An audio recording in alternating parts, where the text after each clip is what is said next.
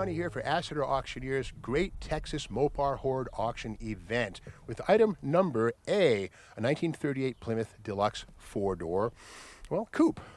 Beautifully preserved car. I think it's been resprayed, but it has the original bulb-type headlamps with the glass lens, not a high beam or a seal beam conversion. Grill's in very, very nice condition, no pitting. The emblem here may or may not be in the trunk. That's missing, but otherwise looks to be very, very solid up here. The bumper's beautiful. The center guard, an accessory, very nice to see that there. Love the Plymouth Mayflower style ornament.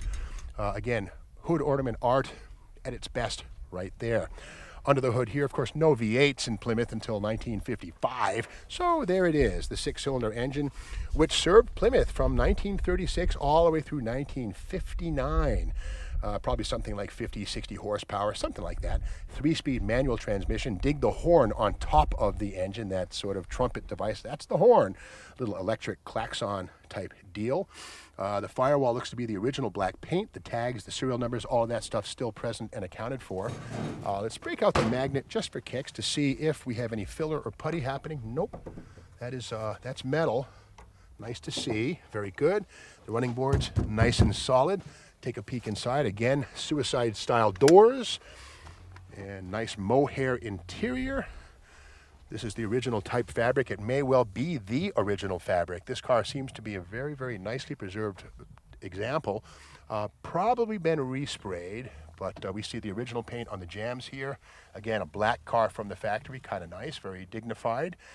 Here we have the instrument panel, steering wheel, three-speed manual transmission right there. No automatics, of course, for quite a while. No radio on this one here. There was an optional radio that would be available for these. Let's pop that back door and have a look at that spacious interior. And yeah, another mohair covered bench.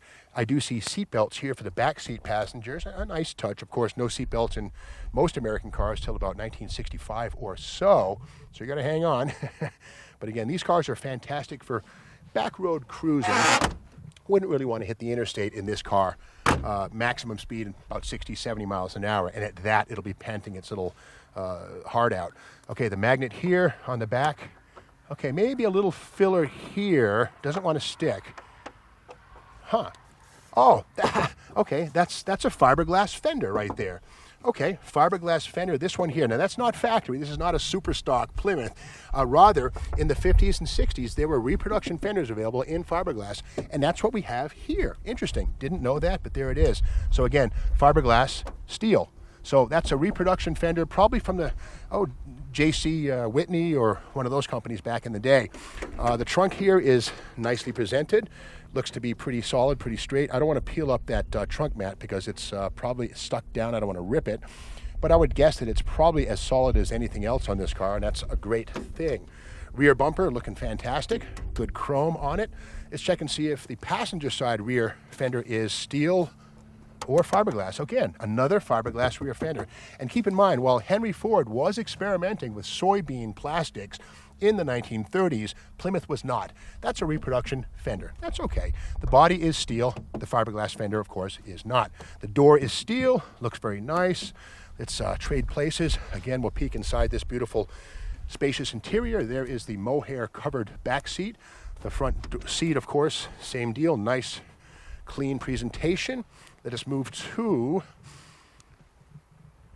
nice three-speed manual transmission. And again, column shifts came along about 2 years later in the world of Plymouth, but for this 1938, strictly three on the floor.